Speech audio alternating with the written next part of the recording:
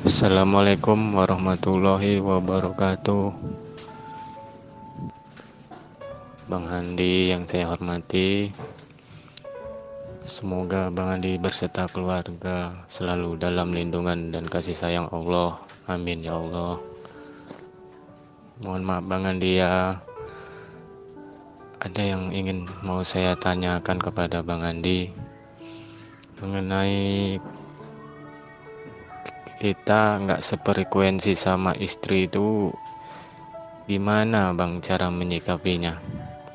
Karena sementara di dalam keluarga itu kan ada masalah keuangan, masalah ini, masalah itu. Jadi istri itu selalu saja menyalahkan saya gitu. Karena ada masalah gini itu santai aja katanya. Ya, padahal sih saya memikirkan juga, cuman kan kalau saya sendiri alah, ada Allah, paling begitu aja Bang Andi. Dan saya mau meyakinkan istri saya supaya mohon pertolongan sama Allah. Iya, kata dia sih saya dekat sama Allah, kata dia. Kalau aku, nah begitu dia ngomong Bang Andi. Jadi saya juga bingung kayak mana lah caranya nih meyakinkannya agar dia tenang gitu loh. Makanya asal ada masalah itu ya selalu aja ribut, merepet aja, begini begitu, nggak mau mencari solusi kata dia. Jadi ya saya bingung. Jadi mungkin begitulah Bang Andi, gimana ya cara menyikapinya istri kita kalau nggak sefrekuensi gitu. Mohon pencerahannya Bang Andi. Wassalamualaikum warahmatullahi wabarakatuh. Waalaikumsalam warahmatullahi wabarakatuh. Terima kasih banyak Bang Anjang, doa-doanya, amin ya Allah. Ya mudah-mudahan Bang Anjang dan keluarga dan juga sahabat kita yang selalu menyimak di channel ini selalu dalam kasih sayang Allah, amin ya Allah. Jadi mengenai bagaimana Bang menyikapi kalau kita itu berbeda frekuensi dengan istri, dengan suami, atau dengan anak, atau dengan orang tua ya. Karena pemahaman, tingkat keilmuan, keimanan itu kan bertingkat-tingkat. Setiap orang kan nggak sama. Jadi cara kita menyikapinya ya kita harus lebih banyak sabar, harus banyak berserah kepada Allah. Tapi kan kuping panas juga Bang, tiap hari istri merepet. Nah kalau terlalu sering merepetnya ya, kalau terlalu sering, nah di sini kita harus baca yang bagaimana ya. Kita baca itu yang merepet makhlukkah atau Allahkah yang merepet ya. Yang ngomel itu istri kita atau memang ada peranan Allah di sebalik istri. Coba itu dibaca ya. Ini bagi teman-teman yang menjalani hakikat ma'rifat, belajar ketuhanan, biasanya di situ terlena di wilayah tenang. Seperti apa itu Bang wilayah tenang? Ya kita dalam berzikir tenang, dalam kehidupan juga tenang. Tapi tenangnya kalau terlalu tenang juga nggak bagus ya. Contoh yang bagaimana tuh Bang tenang yang nggak bagus? Ya sudah tahu, banyak masalah tapi nggak mau mencari solusi, ya kan? Tidak mau berikhtiar, tidak mau berusaha. Istri udah ketakutan besok bagaimana, bayar ini bagaimana, bayar itu bagaimana, uang nggak ada. Kita pun di situ nggak buat apa-apa, nggak mau berusaha. Nggak apa-apa kita gagal, asalkan sudah berusaha. Pasti istri akan maklum. Ini kalau kita tenang aja nggak berusaha, pasti istri ngomel. Ya.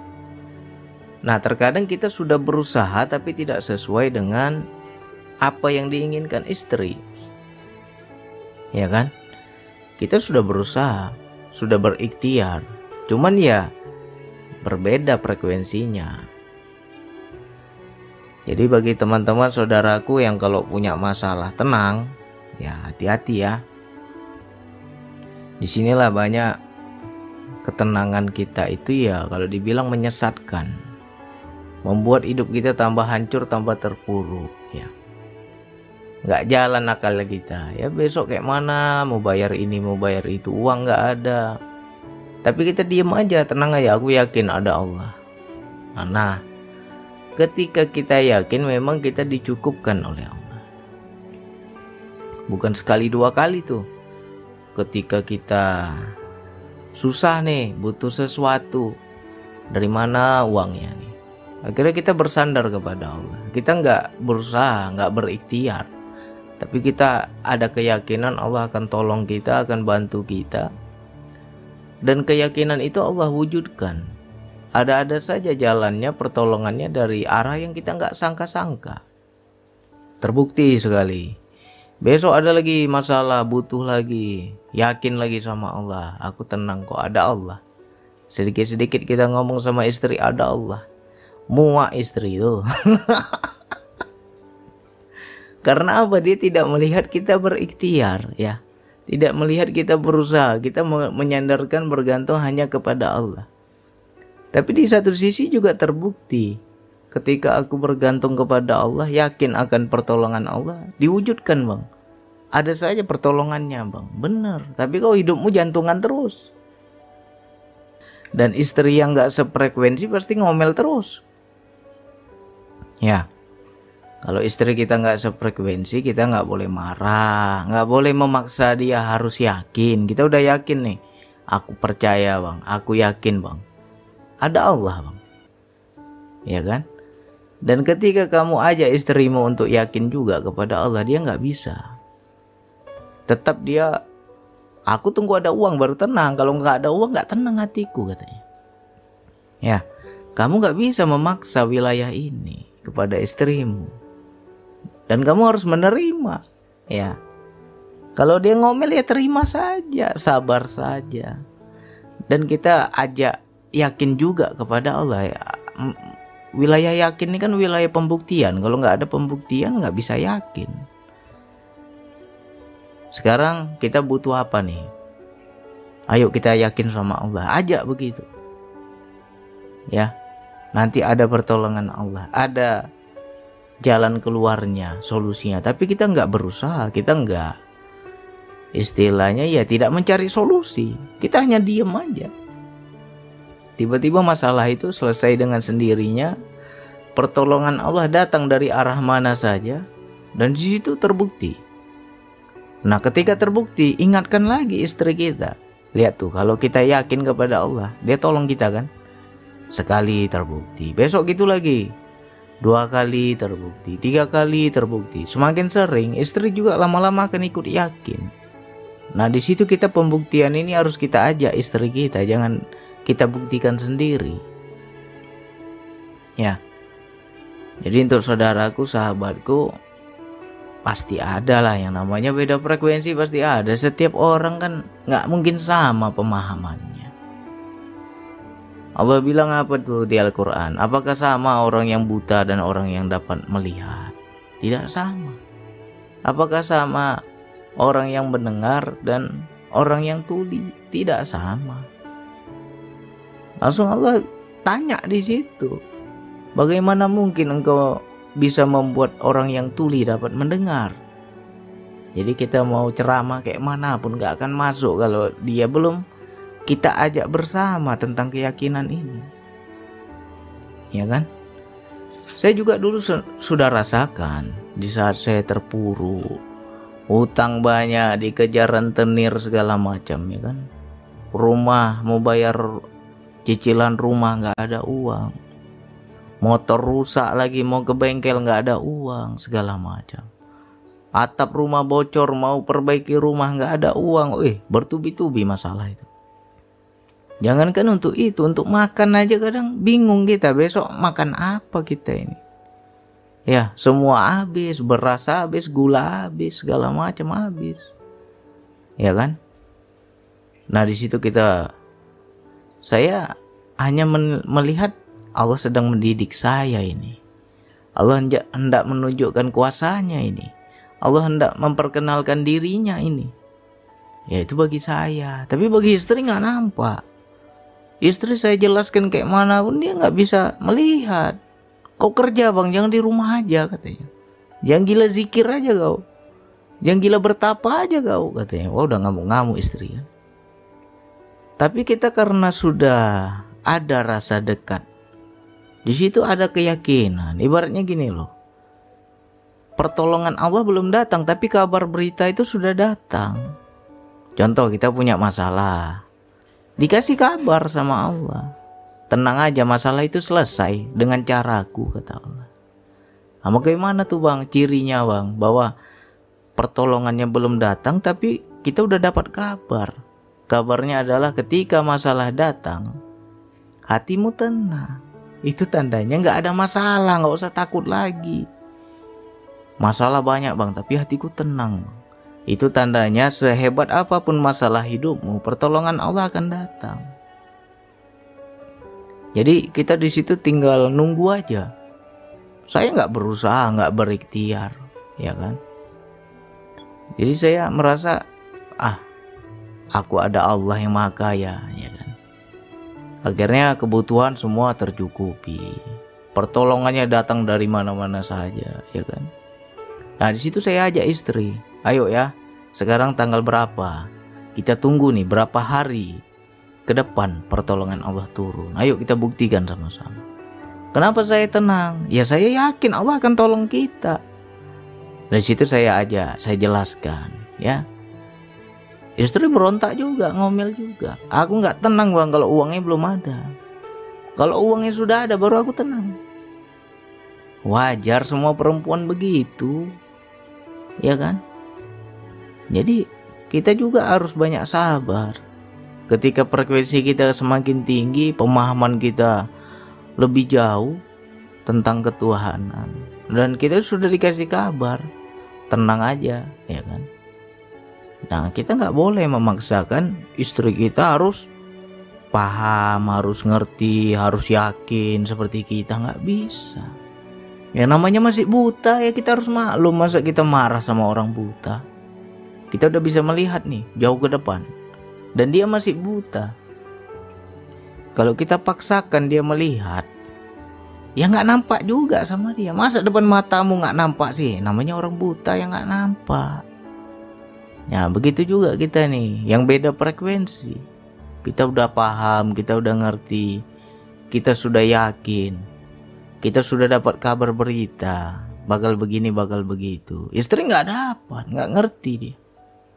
Ya, ketika dia takut wajar karena makomnya masih di situ. Ya. Jadi antara dua tuh. Yang pertama memang kita tenangnya itu ya sudah dapat kabar. Ada juga tenangnya karena gila. Seperti apa bang tenang karena gila? Ya dia bergantung kepada Allah tapi tidak berikhtiar. Dan itu terlalu sering. Berbeda kalau kita bergantung kepada Allah. Ya Allah, aku mau berusaha seperti apapun, mau berikhtiar seperti apapun, gak akan jadi ya Allah. Kecuali dengan pertolonganmu ya Allah. Akhirnya kita gak berusaha dengan kehendak diri, kemampuan diri. Kita hanya bersandar saja kepada Allah. Turun solusi, turun pertolongannya. Allah cukupkan kita. Ada saja jalan keluarnya. Iya kan? Itu orang-orang yang dapat kabar berita tadi. Hatinya tenang, aku yakin gak masalah ini. Nanti akan ada jalan keluar. Dan Allah sudah siapkan, tinggal tunggu waktunya. Ya kan? Sekali terjadi, 2 kali terjadi, 3 kali terjadi, terlalu sering terjadi. Nah, di sini akan bisa tersesat. Bisa tersesat dalam arti kata kita itu malas. Malas yang bagaimana bang? Ya sedikit-sedikit ngomongnya ada Allah, ada Allah. Tapi kau sendiri gak mau berusaha, gak mau bergerak. Ya. Jadi hati-hati nih. Kalau kita masih di makom asbab, ya bergerak. Jangan kamu diam, hancur hidupmu. Tapi kalau kamu sudah ditakdirkan Allah di makom tajrid, istilahnya ya Kita nggak berusaha lagi, tapi Allah cukupkan dengan cara Allah. Datang sendiri tuh pertolongannya. Nah, kamu jangan bergerak, hancur kalau kamu bergerak. Jadi pahami posisi kita. Dan antara asbab dan tajrid ini bisa naik turun. Ya, jangan mentang-mentang kamu, aku sudah di makom tajrid bang, nggak perlu lagi kerja, uang datang sendiri. Hati-hati kamu, tajrid itu nggak selamanya. Ya, nanti tipu daya setan masuk. Kau sudah di makom tajrid sekarang, nggak perlu lagi kau usaha. Dibisikin kita seperti itu, nanti hidup kita hancur. Ya, memang betul segala apa yang kau inginkan dicukupkan oleh Allah bagi orang-orang yang tajrid ini.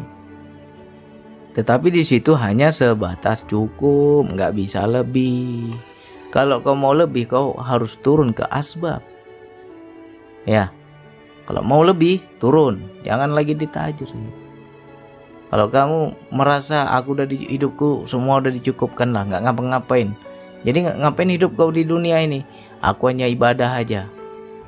Hati-hati wilayah ini. Tajrid itu nggak selamanya.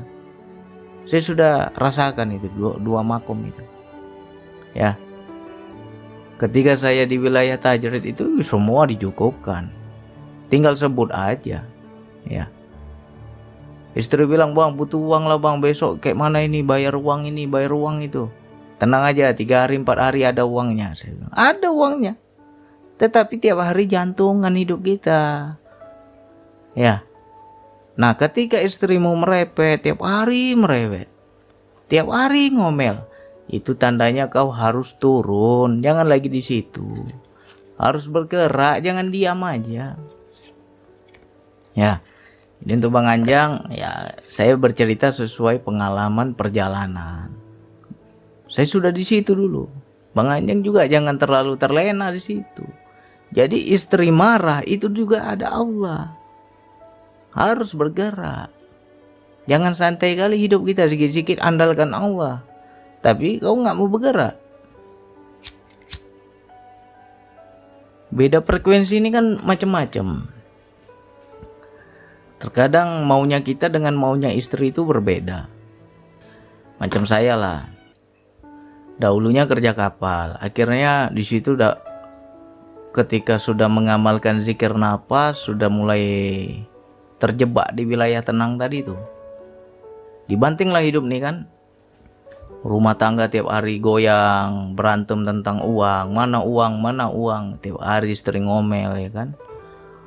Nah, jangan gila bertapa aja bang, jangan gila zikir aja bang, jangan gila jemaahmu aja bang. Oh, macam-macam saya dimarahin. Ya kan. Di situ saya merasa, ini udah jalan saya. Ya kan. Jadi istri inginnya kerja itu kalau bisa ya makan gaji lah, tiap bulan tuh ada gajian gitu.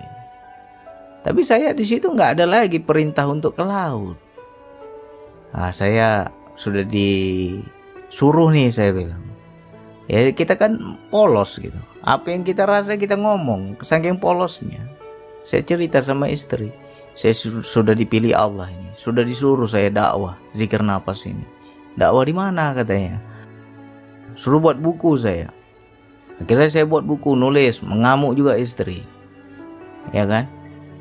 Sudah buat buku, dibilang apa lagi? Buat YouTube. Ya udah, buat YouTube. Setiap hari hanya jemaah aja yang kita ladeni ya kan. Orang banyak belajar di WhatsApp, orang nanya di WhatsApp, orang nelpon, itu aja yang saya ladeni. Karena saya menganggap ini tugas yang Allah berikan untuk saya, ya kan. Istri ngomel, istri marah, jangan asik akhirat aja kok kejar, duniamu hancur katanya.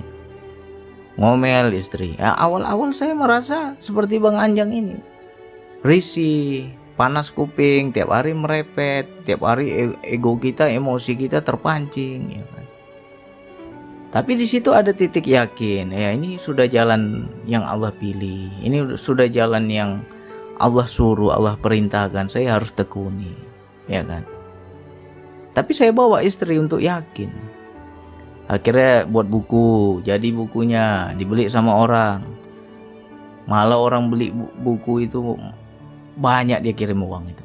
ya kan? Berapa buku Bang Andi? Nggak ada lagi Pak yang versi cetak. Yang e-book ada, mau yang e-book. Ah ya udah Bang, yang e-book jadilah. Berapa satu e-book? 50.000. Saya bilang, saya ada 3 buku, jadi 150. Berapa orang kirim? 500.000 sekali kirim. Ada yang kirim 1 juta, ada yang kirim berjuta-juta.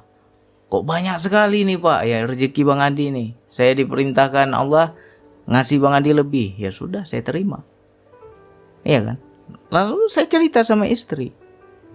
Dulu kau hina saya, kau ejek saya, kau bilang saya asik gila bertapas segala macam. Sekarang dari mana uang beras, saya bilang. Dari buku itu kan. Nah, terkadang apa yang kita inginkan memang gak sesuai dengan keinginan istri. Istri inginnya tuh gaji bulanan. Seperti saya kerja kapal kan gaji bulanan. Tiap bulan dah bersih dapat sekian. Kalau kita jualan buku kan kadang ada, kadang gak ada. Itu yang buat dia jantungan. Setelah sekian tahun, berjalan 2 tahun saya nge-YouTube. Rupanya nge-YouTube juga menghasilkan uang. Ya kan? Nah ini sama seperti saya kerja. Rupanya di YouTube tiap bulan bisa ada gajinya. Ya. Nah dulu saya kembalikan lagi kepada istri. Dulu kau ejek saya, kau bilang asik gila jemaahmu, kau bilang asik gila main laptop aja depan laptop. Sekarang hidup kita dari mana kalau nggak dari YouTube ini? Nah itu dibalikin itu sama Allah. Yang dulu kita dihina, dicaci maki, kita dikata-katai segala macam, ya Allah balikan. Yang penting kita sabar, tunggu waktunya aja. Nggak perlu marah kita. Ya. Di awal-awal memang tergoncang. Kan semua itu butuh proses, nggak langsung jadi. Mauku begini Bang, mau istri beda Bang. Beda frekuensi kami Bang. Nggak bisa dia melihat Allah. Ya kau nggak bisa paksa. Justru kau harus sabar. Ajak yakin itu juga harus ada pembuktian. Ayo kita belajar yakin sama Allah. Kita tunggu ya. Hari ini kita minta kapan Allah kasih. Nah begitu nanti Allah kasih, pertolongannya turun, ingatkan lagi istrimu. Kemarin kau takut, kemarin kau marah sama saya, kemarin kau benci sama saya, kemarin kau kata-katai saya. Nah, sekarang lihat itu, pertolongan Allah sudah datang. Lemas itu istri ya, tersungkur lemas. Yang selama ini gak pernah dia itu belajar yakin sama Allah, ketika ditunjukkan nih, bertambah dia yakin. Ya, bertambah dia yakin. Nah nanti dengan berjalannya waktu, level frekuensi itu bisa seimbang. Awalnya memang bentrok kita. Karena apa? Kita nggak pernah cerita, nggak pernah mengajak istri. Coba diajak, diceritakan. Seperti apa keyakinan kita, apa sebabnya kita begini, kita begitu. Cerita. Jadi istri tahu, jangan kita diem aja nggak ngapa-ngapain. Ya istri juga bingung, takut dia. Ya. Walaupun sudah berkali-kali, bisa dikatakan ya puluhan bahkan ratusan kali wilayah yakin itu terbukti misalnya, tetap istri takut juga loh. Yang kamu bilang, tapi kemarin Bang udah sering terbukti, tapi kok istri saya masih takut Bang? Karena tingkatan yakin juga bertingkat, level yakin bertingkat. Yakin kemarin dengan yakin hari ini beda, ya kan? Lain-lain, masalah hidup kita tentang keyakinan ini beda-beda. Jadi kita kalau kemarin bilang Bang, kemarin aku bisa yakin Bang, kali ini aku ragu Allah akan tolong aku, kok yakinku nggak ada Bang. Ya karena tingkatannya sudah beda itu. Jadi jangan kita pukul rata ya, yakin kemarin sama yakin hari ini berbeda. Nah paling enak orang yang yakin kepada Allah itu udah dikasih kabar, itu yang enak. Nanti bakal begini, nanti bakal begitu, nggak usah kau takut. Aku pasti tolong, kata Allah. Nah di situ hati kita tenang. Luar biasa hebatnya guncangan hidup ini, tapi hati itu tenang. Seolah-olah nggak ada masalah. Ya berarti nggak masalah, iya kan? Nah itu enak orang yang seperti itu, nggak takut lagi dia. Ya jadi macam Bang Anjang, ya coba lebih bergerak. Jangan kita terlena di wilayah tenang. Karena kalau terlena di wilayah tenang, kita hanya sebatas cukup. Bang, aku yakin ada Allah. Betul kau bilang ada Allah. Besok Allah cukupkan memang. Tapi seminggu ke depan digoncang lagi kau. Jantungan lagi hidupmu. Karena apa? Kamu di situ hanya bersandar tapi tidak bergerak. Nah, disinilah banyak bisikan setan yang membisikkan. Kau sudah ditajrid sekarang. Gak usah kau berusaha, diam aja kau. Akhirnya apa? Hidup kita tergoncang terus. Disinilah rezeki kita sempit, ya. Rumah tangga panas. Banyak orang belajar ketuhanan ketika dibisikkan, kamu sudah ditajrid, pasti hancur rumah tangganya. Bisa-bisa ditinggal sama istrinya itu, karena dia merasa aku yakin ditolong Allah. Istrinya nggak tahan. Ya, hati-hati. Yang wilayah ini, wilayah perjalanan seperti ini ya wajib cerita. Kalau nggak cerita hancur. Ya. Jadi yang sudah belajar ketuhanan, sudah belajar makrifat, ya, belajar kaji diri, ya, banyak-banyak konsultasi sama gurunya. Pada siapapun kita berguru, perjalanan hidup itu cerita. Karena apa? Terkadang kita sudah di titik tertentu, kita nggak paham. Makanya kenapa saya banyak cerita kisah hidup saya? Ya biar teman-teman itu nggak terjebak di lubang yang sama. Macam saya 2 tahun itu di wilayah tenang itu, nggak ngapa-ngapain memang, ya, nggak mau kerja, nggak mau ngapa-ngapain, sampai istri saya yang bekerja, ya, saking lagi posisi gila itu istri saya yang kerja. Nah, ketika istri saya kerja, saya di situ ditegur oleh Allah. Makin jadi kan rumah tangga kan merepet, udah capek dia kerja, capek dia cari uang, rumah lagi berantakan, kita nggak mau bersihin, ego kita masih ada, ya kan? Udah kita nggak kerja, nggak mau pula bantu istri, masih banyak ego kita, berantem tiap hari. Nah, di situ saya baca, ya Allah kok berantem terus? Katanya aku udah ditajrid, tapi kok rumah tangga makin hancur nih. Itu setan yang bisikin kau itu, katanya. Di situ saya sadar, oh iya nggak boleh kita ditajrid terus. Ya, harus turun kita, jangan lagi main di langit terus. Nah, disitulah turun perintah, buat buku, buat YouTube, ya udah, itu tugas yang harus kau jalani. Ya, disitulah kau dakwah, kata Allah. Ya sudah, saya dakwah aja, bukan karena awalnya bukan karena ingin dapat duit, enggak, tapi justru ketika mengikuti perintah dapat duit. Ya kan? Nah, yang dulu kita dihina, dicaci, dimaki, dikecilkan, saudara saya, tetangga saya, adik-adik saya, laki-laki pemalas itu nggak mau kerja, dibilang begitu, ya kan? Saya nggak marah, saya paling senyum. Mereka nggak tahu saya nggak YouTube kan gitu. Nah, harum, ya. Harum itu ada waktunya, penting kita sabar. Kalau kita dihina orang, nanti dibalik sama Allah. Orang yang menghina itu hancur. Ya, kita dikecilkan orang, dihina orang, difitnah orang, digunjing orang. Kamu sabar. Selagi kamu gak merugikan orang lain, sabar. Ya, gak usah jauh-jauh lah. Istri sendiri gak pernah merasa memberi kekuatan psikis, ya, memberi semangat. Yang ada saya dihantam terus. Besok bagaimana? Besok bagaimana? Kamu jangan diem aja, jangan gila jemaahmu aja, jangan gila HP aja, jangan gila YouTube aja. Nah, di saat berjalannya waktu Allah tunjukkan semua. Sekarang saya enak aja, saya balikin. Dulu kau kata-katai buku saya. Nah, dari mana tuh beli beras, saya bilang. Dulu kau kata-katai saya nge-YouTube. Dari mana itu bayar listrik, air, segala macam hidup kita kalau nggak dari YouTube? Ya kan?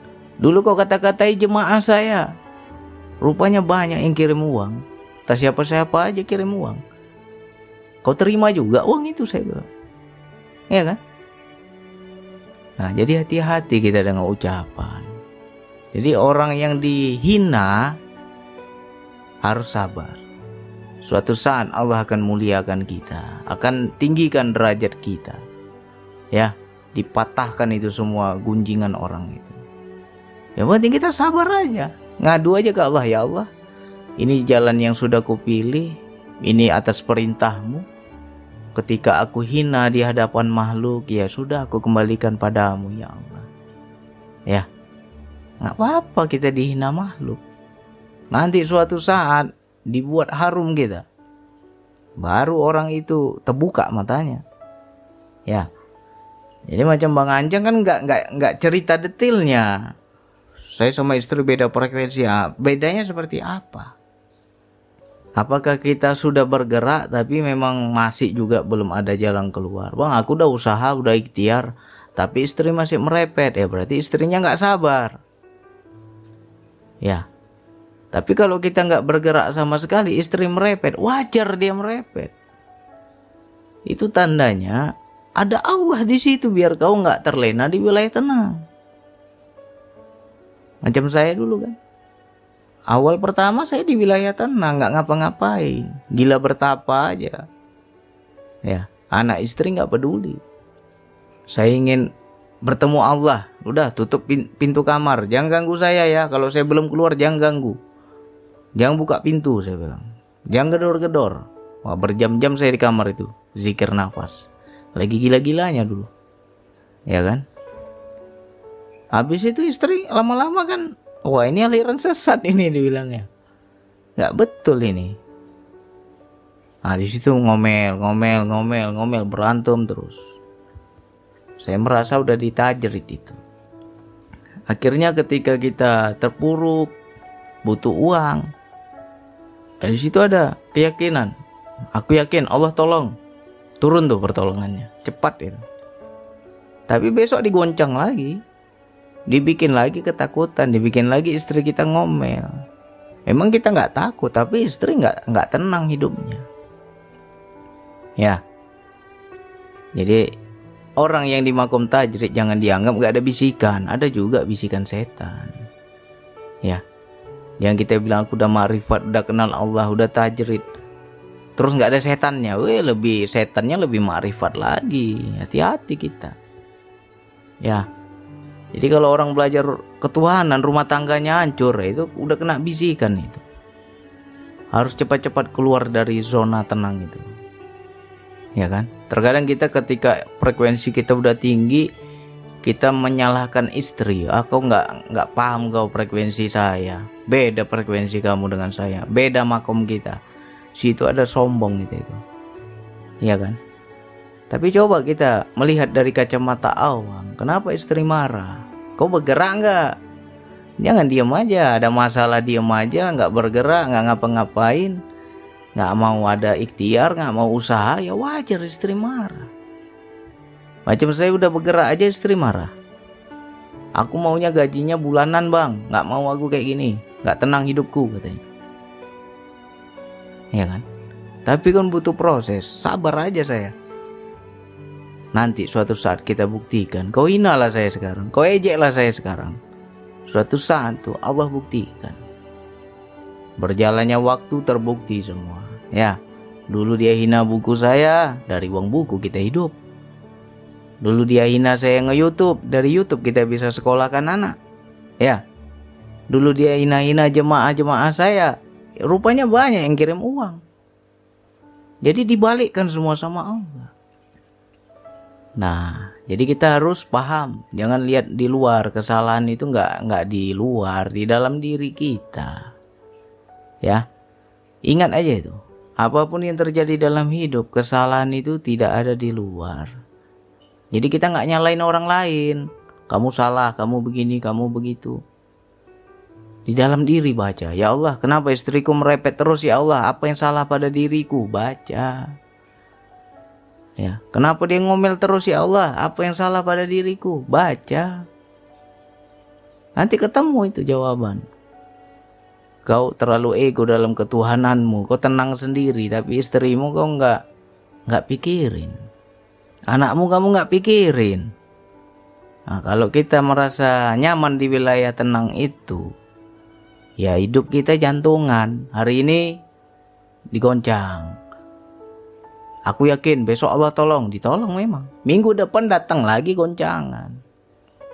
Tiap hari digoncang kita. Karena apa? Itulah tandanya biar keluar dari zona tenang.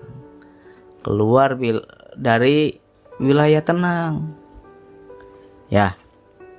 Jadi untuk panjang nanti diulang-ulang lagi nih ya. Ulang-ulang lagi. Istrinya merepet karena apa? Baca. Jangan terlalu enak. Ya, nggak ada istilah. Aku sudah tajrid, aku sudah makrifat, nggak perlu kerja. Aku yakin Allah cukupkan. Nggak ada nabi aja, Rasulullah saja berdagang. Kalau ada orang bilang aku tajrid nggak perlu kerja, itu kena bisikan setan. Ya, kalau kau sebatang kara nggak masalah. Jadi orang gila lah di jalan sana, nggak masalah. Tapi kalau masih ada anak istri, jangan merasa tajrid. Hati-hati, masih punya tanggung jawab kita. Ya, dan tajrid itu nggak lama. Jangan dibilang selamanya aku tajrid. Nggak, ada masanya turun. Awalnya asbab, paham kita wilayah tajrid, akhirnya turun lagi. Karena kalau kita terlalu lama di situ bahaya, bisikan setan masuk. Ya. Jadi untuk saudaraku, sahabatku, hati-hati wilayah ini. Saya udah merasakan, makanya ibarat kata orang gila baru sadar ini. Ya. Saya juga pernah rasakan gila. Makanya saya tegas-tegas saja ini. Jangan kalian gila sendiri. Merasa makrifat, merasa tajrid, merasa sudah dicukupkan Allah.